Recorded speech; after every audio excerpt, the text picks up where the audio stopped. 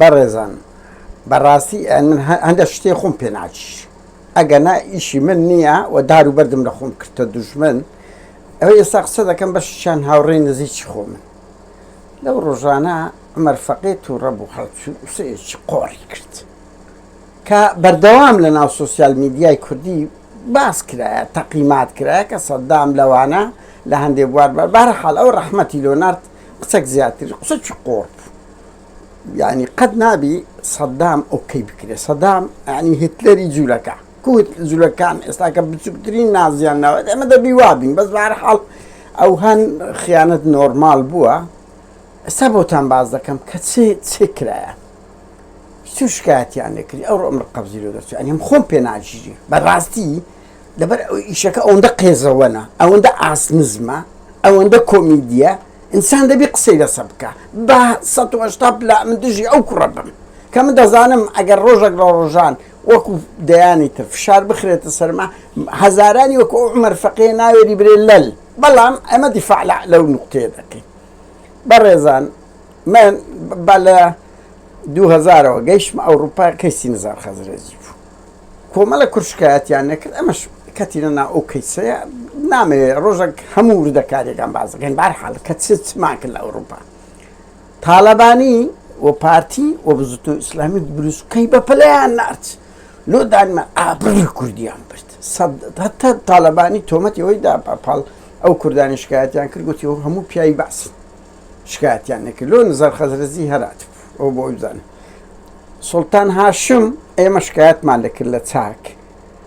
گروپێک لە ئێمە جیابوونەوە بەراعەتیاندا ڕێکخراوی کوردستانمان بەراعەتی دا کە 6 بوون چاریان بنە ماڵی قوربانیەکان بوو چالاکوانەکان بوون بە پاکانەیان پڕ کردەوە لە ناوە خۆمان بەشێکیان مەتابەتی کوردەکانی ڕۆژهەڵات و بەشێک یعنی حتا سزای منیان بە ئەدەبەوە لە کۆنفرانسێکدا لۆ سەرپەرشتی ئەو کەیسەم کرد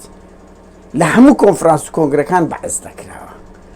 ئەو ڕێکخراوی کە داکۆچیلی ئەو ڕۆ شکایەتی ئەو ماوەی پێش و شکایەتی لە عومەر فەقێ کردیە بڕوا بکەن ساڵێک دوای ئەو شکایەتەی ما چوو جائیزەی فەخریدا تاالبانی تو جائیزەی فەخری قەت لە بیرم ناچی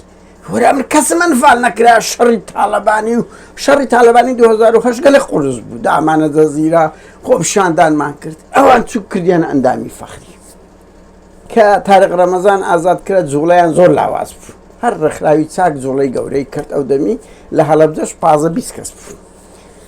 لە گەرمیانیش مەجموعەیەک بوون کاک سەباح و کاک ئەحسانمان بەهەرحاڵ بێمەوە سەر ئەوە وفي قسام الرأي كدا رجال بيدي أنفالة دا رجال فكري أنفالة مشروعي أنفالي وطالباني كردي الراويش كاري خوي طارق رمضان ديان تيار ولا دوية صدام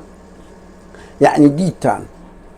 مسعود بارزاني بن مالي صدامي حوان توا بزاوا كان يقصد كان عز الدوري بروسكي ببلغا هي ببلغا او مسعود بارزاني كلب عز النادي ام بهو تساوي قوش عز الدوري من لو حمايلي